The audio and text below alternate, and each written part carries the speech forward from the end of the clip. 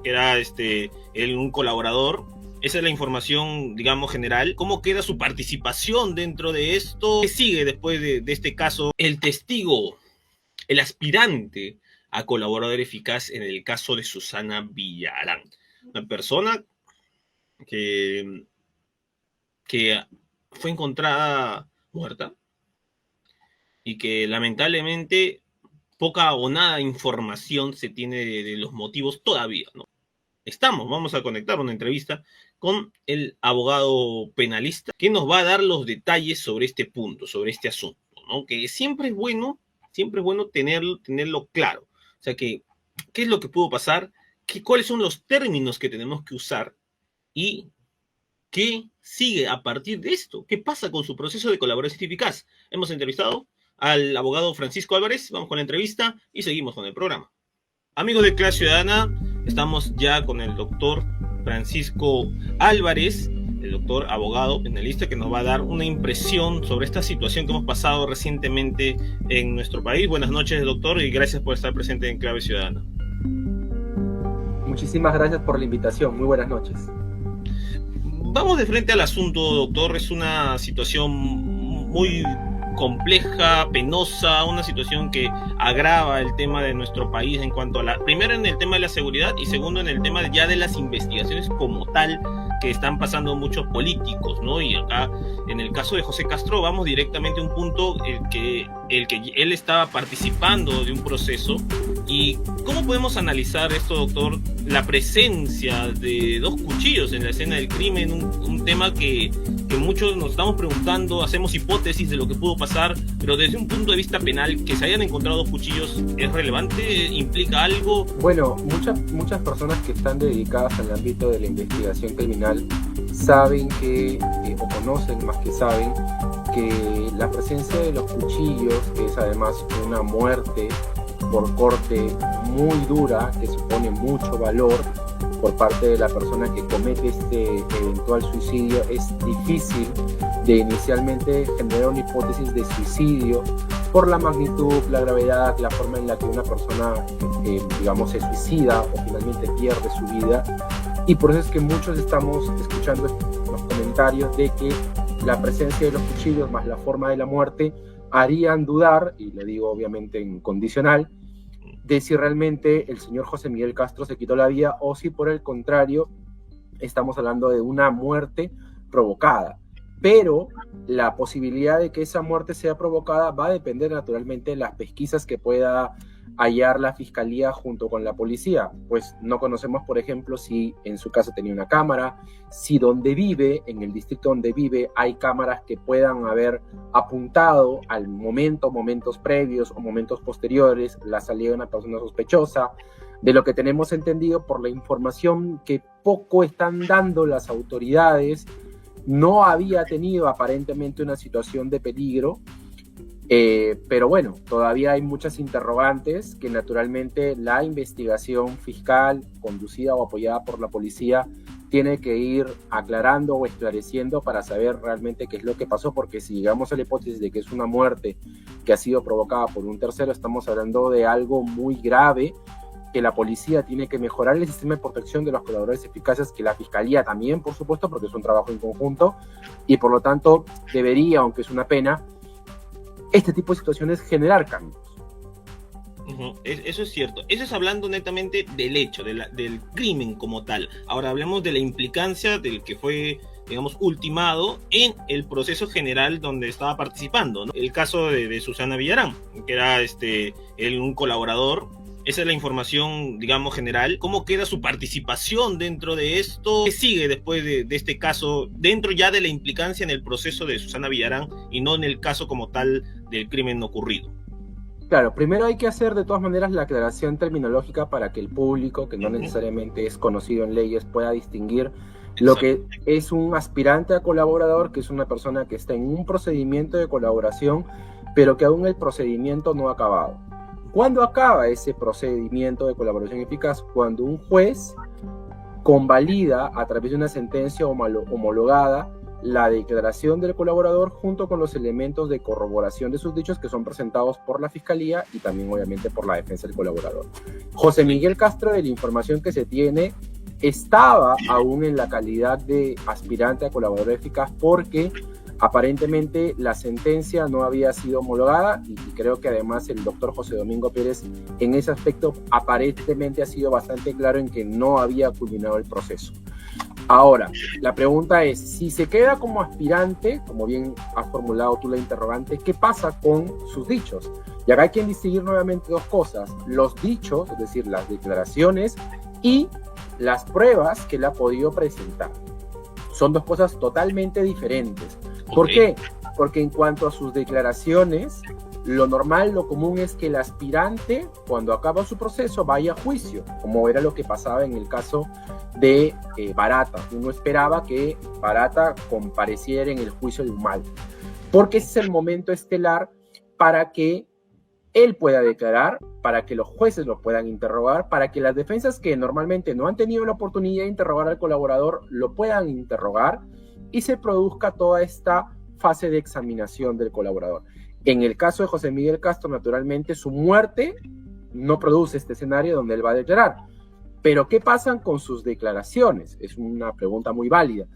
De primera mano, hay que leer que si uno va al código, que es como que la Biblia para los abogados, porque debería estar más o menos todo escrito, a diferencia un poco de la Biblia, si nos ponemos católicos, el código no ha contenido o no ha regulado un supuesto en donde diga qué pasa si el aspirante muere. Lo que sí ha regulado el código es qué pasa si el proceso de colaboración no concluye, porque el fiscal considera que no hay pruebas suficientes o el juez no apruebe el acuerdo. Si yo me pongo en ese supuesto, que es diferente al de la muerte, en ese caso lo que dice el código es que las declaraciones no se pueden utilizar. Pero vuelvo al punto que mencionaba hace un rato. Esa consecuencia legal, Efraín, es una consecuencia regulada para dos supuestos específicos: cuando el acuerdo no es aceptado por el fiscal o cuando el juez deniega la colaboración eficaz. Entonces, no está mal lo que voy a decir, pero dado que hay un vacío, esto se presta en un buen sentido a la interpretación. Por eso es que vemos que diferentes abogados y juristas opinan de manera disidente, que no está mal porque vivimos en un país que todavía nos reconocemos como democráticos. Pero si quiero ser estrictamente apegado a la ley no dice el camino, y hay un vacío. Lo segundo, las pruebas. Acá la cuestión es muy diferente. ¿Por qué? Porque, a diferencia de la declaración, el código establece que, nuevamente, en el caso que la colaboración no llegue a su éxito, señala que las pruebas o los documentos que ha presentado el colaborador sí pueden ser utilizados. Ok. Y acá sí podría caber una extensión, una interpretación más a favor de que toda la información o todos los actos de corroboración que la Fiscalía ha podido obtener en el proceso de colaboración sí puedan ser utilizados en el proceso. Y es más, te abro un último supuesto que lo decía hace poco en una entrevista, que es un tema que yo lo digo de justicia. ¿Por qué?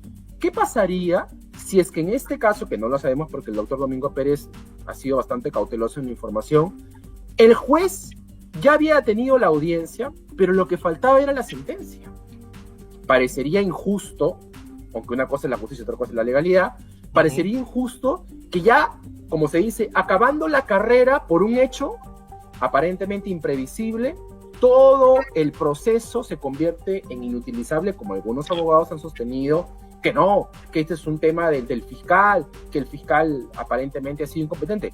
Yo no lo sé, pero si este fuera el supuesto en el cual lo que faltaba era solamente la aprobación judicial, pues bueno, no digo que se utilice, ojo, automáticamente, pero sí nos abre opciones para que se comience a ponderar mejor y el Congreso también tenga que ver alguna regulación, aunque no es muy frecuente que el colaborador muera, pero puede morir. Por ejemplo, me parece que también murió, creo, un colaborador que creo que por cáncer estaba en el juicio de Toledo.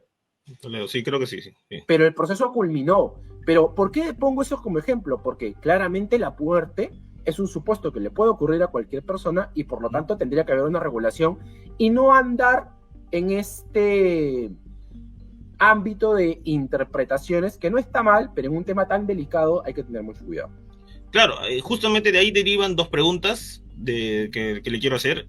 La primera, en este ámbito de las interpretaciones, finalmente, ¿quién va a decidir? ¿Quién va a decidir qué va a pasar? ¿Va a ser el juez del caso? ¿Hay que ir a otra instancia? ¿Quién decide en este punto, doctor?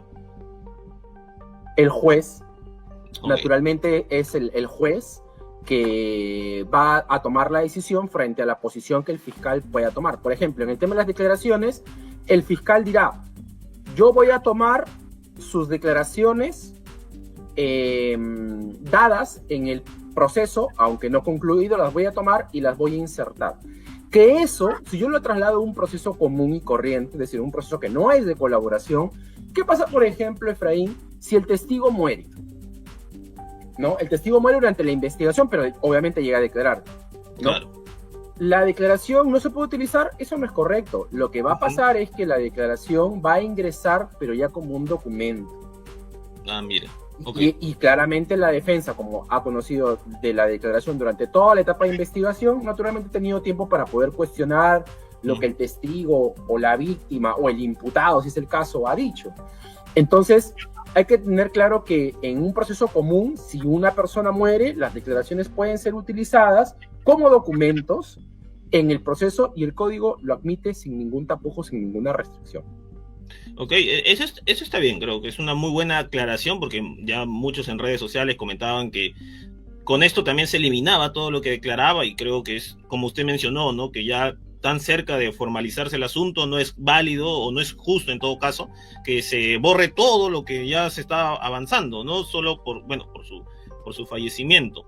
A raíz de esto me surge la pregunta, él era un aspirante a colaborador eficaz y hay también el tema del colaborador eficaz ya nombrado, ¿no? Hay diferencias, claro está, y eso también implica unas diferencias en cuanto a la seguridad, la protección que se le pueda dar a los colaboradores eficaces o a los mismos aspirantes, poniéndonos en la hipótesis de que ocurrió un tercero cometió el crimen. Llama la atención que no haya nadie que haya podido vigilar o que no haya observado siquiera esta situación, ¿no? Me imagino que hay diferencias. Exacto, y además porque creo que no lo escuché, capaz se me puede haber pasado, pero el doctor Domingo Pérez no dijo nada respecto al resguardo.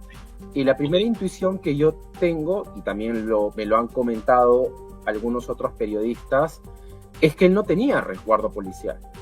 Y si eso fuese verdad, eso es grave en el sentido de por qué el fiscal no lo consignó. Ahora, algunos podrían decir, no, es que el aspirante no es lo mismo que el colaborador. No, en ese aspecto, en el aspecto de la seguridad, una vez que el fiscal hace la evaluación de los riesgos del colaborador, porque el colaborador puede haber sido amenazado, puede ser que el nivel de información es tan importante que apenas se sepa, lo van a comenzar a amenazar. Entonces, la fiscalía ordena a la UDAVIT, que es la unidad de víctimas y testigos, a acercarse, ¿no? Y a comenzar a recabar actos de prueba y la declaración del aspirante para saber su nivel de peligro. Naturalmente, si luego pasa una circunstancia, como que hay amenazas más concretas o estas van creciendo, el nivel de peligro se va modificando y en función a ese nivel o esa modulación del peligro, la UDAVIC emite informes a la Fiscalía y la Fiscalía es la que solicita al Ministerio del Interior, ¿no? Con la Policía Nacional del Perú, para que tome las medidas de protección correspondientes. Hay colaboradores que tienen solamente un patrullaje interdiario, ¿no? Hay otros que tienen patrulla diaria, es decir, que el carro policial está afuera. Hay otros que tienen visita policial interdiaria, otros que tienen visita diaria, pero ya eso corresponde al nivel de trabajo en coordinación con UDAVIT, Fiscalía y Ministerio del Interior.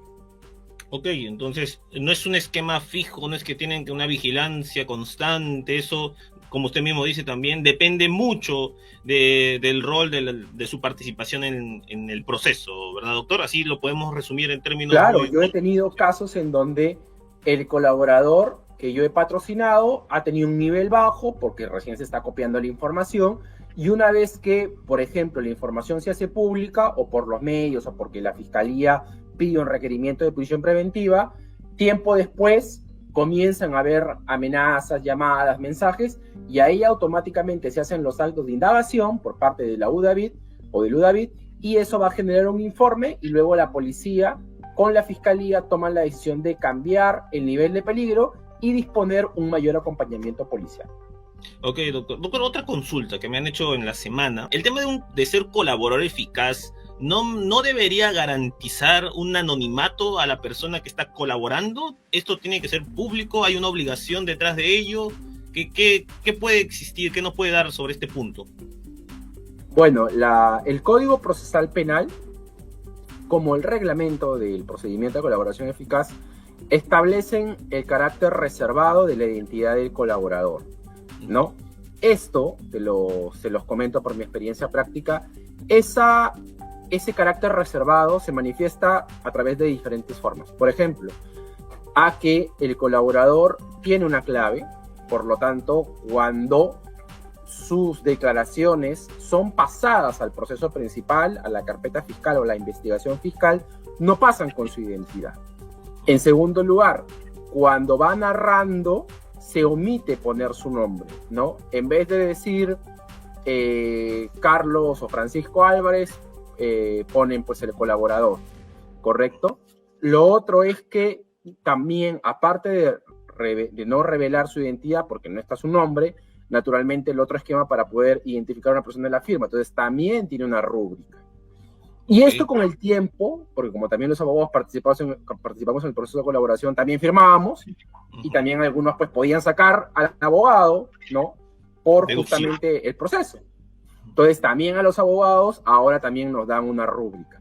Todo esto siempre en ánimo de mejorar, de garantizar la reserva de la investigación, pero se vuelve complicado la reserva, Efraín.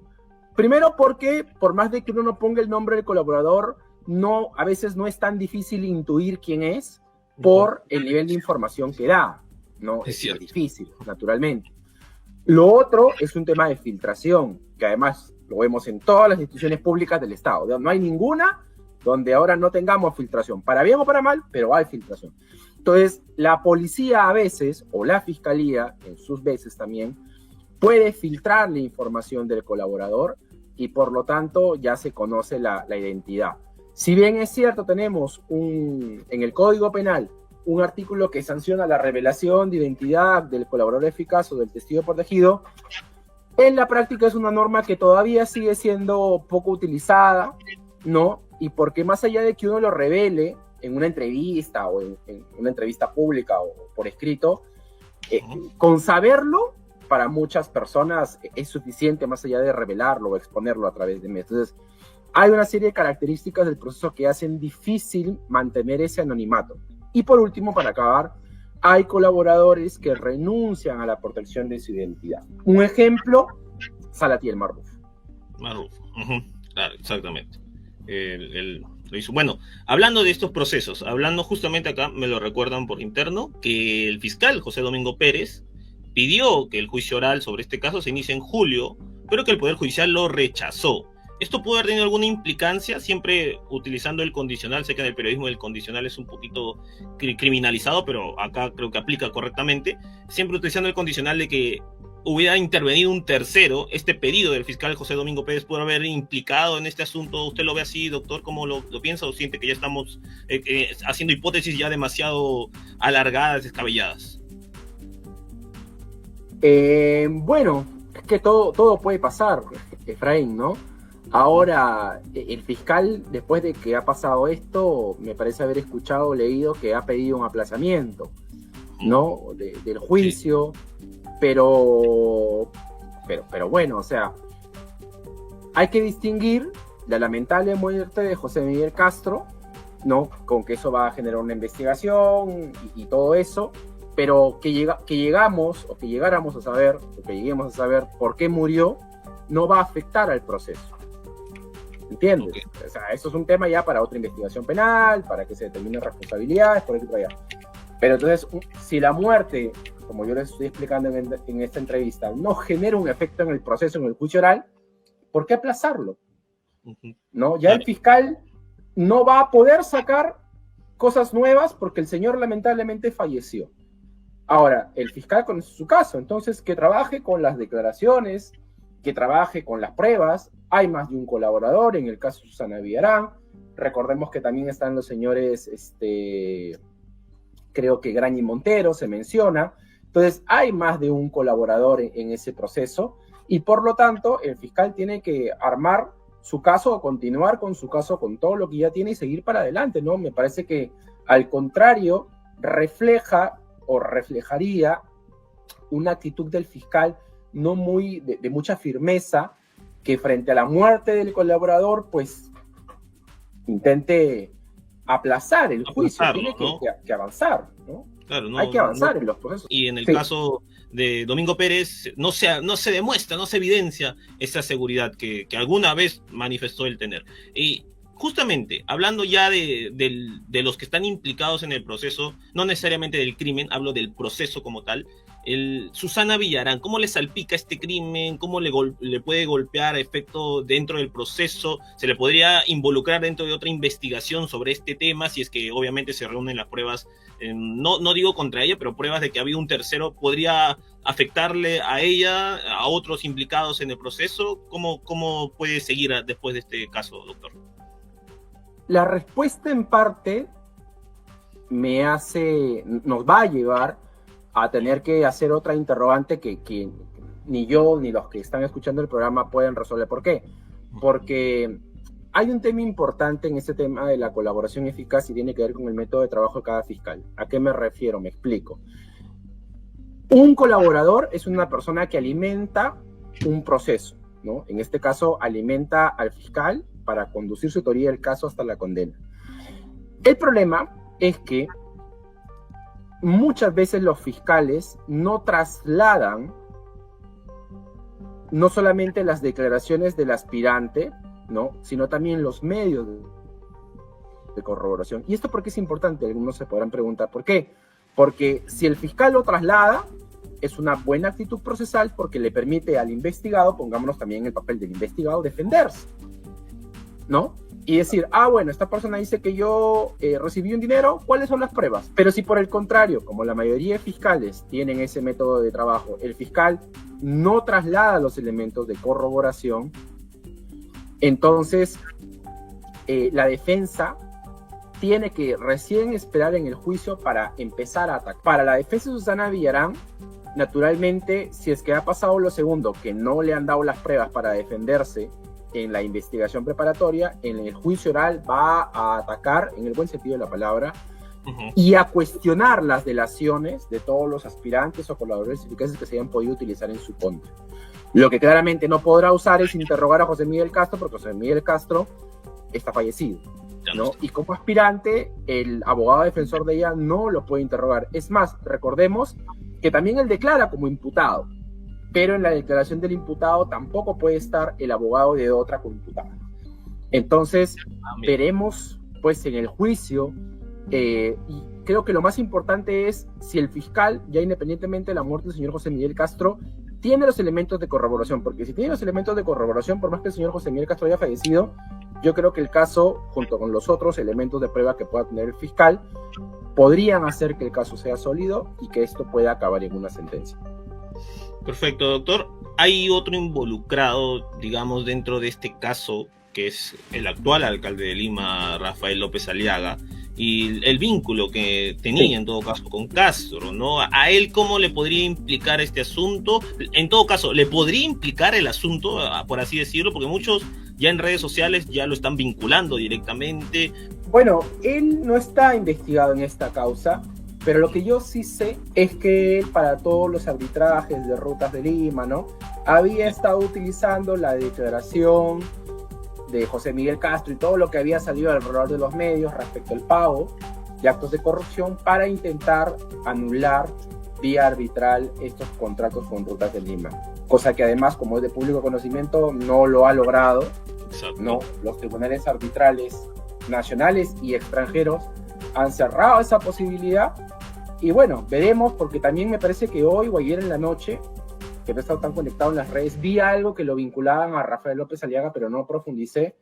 Pero que yo sepa, no hay ningún proceso en donde ambos estén como investigados. Me refiero a un proceso penal, ¿no? Otra cosa es el ámbito arbitral, donde sí han estado, y me consta porque he leído algunos laudos, digamos, involucrados en el buen sentido de la palabra, o de alguna manera trabajando en conjunto, no lo sé, capaz estoy especulando, pero bueno, eso ya son vías civiles arbitrales que tienen otro curso y que bueno, independientemente de la muerte del señor, igual la información está ahí. En una opinión más allá de analista legal, esto sí le termina afectando su imagen, ¿no? ¿Cómo usted lo considera? ¿O cree que también ya es un poco exagerado llamarlo así, ¿no?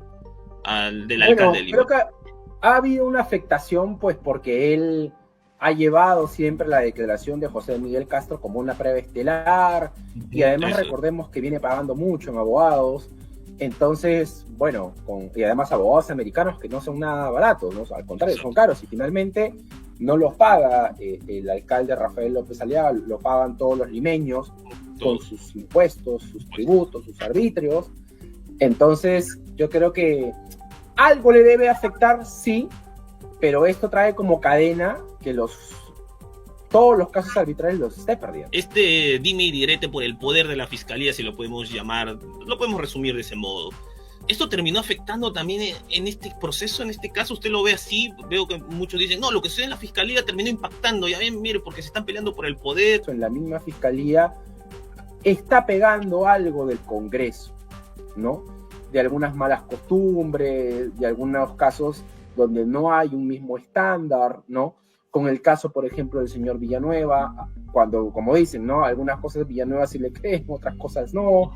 Entonces, bueno, no sé si esto va a generar algún día una reforma, eso ya seremos testigos seguramente pronto de eso, porque no creo que esta situación pueda aguantar más, pero es una pena porque finalmente genera que las investigaciones estén cargados con tintes políticos y que haya falta de predictibilidad, porque no sabemos si alguien falla por justicia o por un interés económico, político, familiar. Muchas gracias, doctor Francisco Álvarez, muchas gracias por su análisis tan oportuno, tan clarificador. Hasta luego.